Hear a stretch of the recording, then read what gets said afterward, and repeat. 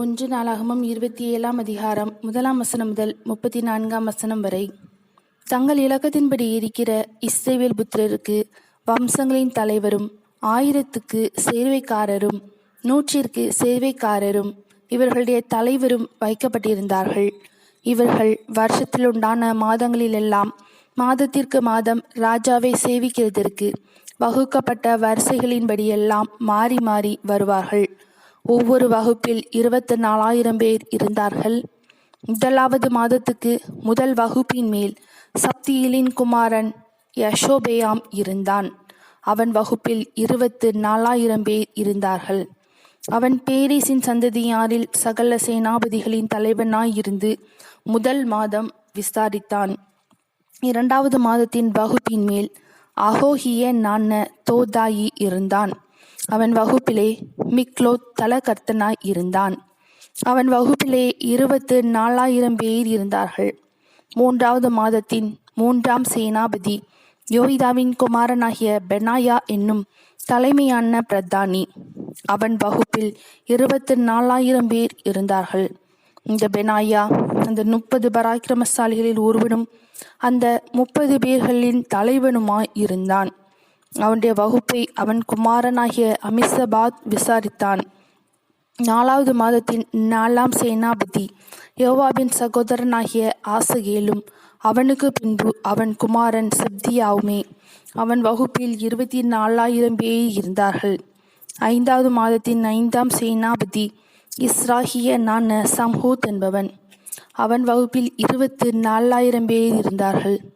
6வது மாதத்தின் 6ஆம் சேனாபதி இக்கேசின் குமாரன் ஈரா என்னும் தெக்கோவியன். அவன் வகுப்பில் 24,000 பேர் இருந்தார்கள். 7வது மாதத்தின் 7ஆம் சேனாபதி எப்ராஹிம் புத்திரரில் ஒருவனாகிய ஏலேஸ் என்னும் பெல்லோனியன். அவன் வகுப்பில் 24,000 பேர் இருந்தார்கள். 8வது மாதத்தின் 8ஆம் சேனாபதி சாரியரில் ஒருவனாகிய சிபகாயி என்னும் ஊஷாத்தியன். அவன் வகுப்பில் 24,000 பேர் இருந்தார்கள். 9 மாதத்தின் 9ஆம் சேனாபதி பென்யமீனரில் அபியேசர் என்னும் ஆனதோத்தன். அவன் வகுப்பில் 24,000 பேர் இருந்தார்கள். 10வது மாதத்தின் 10ஆம் சேனாபதி சாரியரில் ஒருவனாகிய மக்ராயி என்னும் நெத்தோபாத்தியன். அவன் வகுப்பில் 24,000 பேர் இருந்தார்கள். 11வது மாதத்தின் 11ஆம் சேனாபதி எப்ராஹிம் புத்திரரில் பெனாயா என்னும் பத்தோனியன். அவன் வகுப்பில் 24,000 பேர் இருந்தார்கள். 12வது மாதத்தின் 12ஆம் சேனாபதி ஒத்னியேல் சந்ததியான எல்தாயி என்னும் நெத்தோபாத்தியன். அவன் வகுப்பில் 24,000 பேர் இருந்தார்கள். இஸ்ரவேல் கோத்திரங்களுக்கு தலைவர்கள். ரூபனியருக்கு தலைவன் சிக்ரியின் குமாரன் எலியேசர். சிமியோனியருக்கு மாக்காவின் குமாரன் சப்பத்தியா. லேவியருக்கு கேமுவேலின் குமாரன் அஷாபியா. ஆரோன் சந்ததிக்கு சாதோ. யூதாவுக்கு தாவீதின் சகோதரில் ஒருவனாகிய எலிஹு. இசக்காருக்கு மிகாவேலின் குமாரன் ஓம்ரி. செபுலோனுக்கு ஒப்தியாவின் குமாரன் இஸ்மாயா. நப்தலிக்கு அஸ்ரியலின் குமாரன் எரிமோத். எப்ராஹிம் புத்திரருக்கு அசசியாவின் குமாரன் ஓசேயா. மனாசையின் பாதி கோத்திரத்திற்கு பெதாயாவின் குமாரன் யோவேல். கிலியாத்திலுள்ள மனாசையின் பாதி கோத்திரத்திற்கு சகரியாவின் குமாரன் இத்தோ.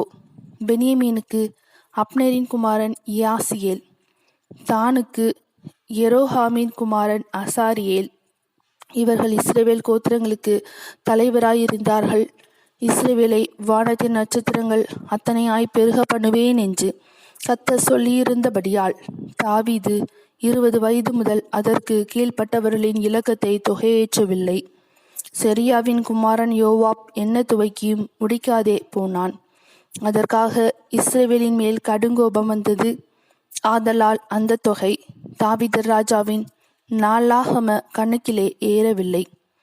ராஜாவுடைய பொக்கிஷங்களின் மேல் ஆதியேலின் குமாரன் அஸ்மாவேத்தும் பட்டணங்களிலும் கிராமங்களிலும் துருக்கங்களிலும் உள்ள நிலத்தின் வருமான பண்டசாலைகளின் மேல் உசியாவின் குமாரன் யோனத்தானும் நிலத்தை பயிரிட வயல்வெளியின் வேலை செய்கிறவர்களின் மேல் கேலூப்பின் குமாரன் எஸ்ரியும் திராட்சைத் தோட்டங்களின் மேல் ராமாத்தியனான சீமேயும் திராட்சைத் தோட்டங்களின் வரத்தாகிய திராட்சரசம் வைக்கும் இடங்களின் மேல் சிப்மியனாகிய சப்தியும் பள்ளத்தாக்குகளிலுள்ள ஒலிவ மரங்களின் மேலும் முசுக்கட்டை விருட்சங்களின் மேலும் கேதேரியனான பால்ஹானும் எண்ணெய் கிடங்குகளின் மேல் யோவாசும் சாரோனின் மேய்கிற மாடுகளின் மேல் சாரோனியனான சித்ராயும் பள்ளத்தாக்குகளிலுள்ள மாடுகளின் மேல் அத்லாயின் குமாரன் சாப்பாத்தும் ஒட்டகங்களின் மேல் இஸ்மவேலியன் ஆகிய ஓபிலும் கழுதைகளின் மேல்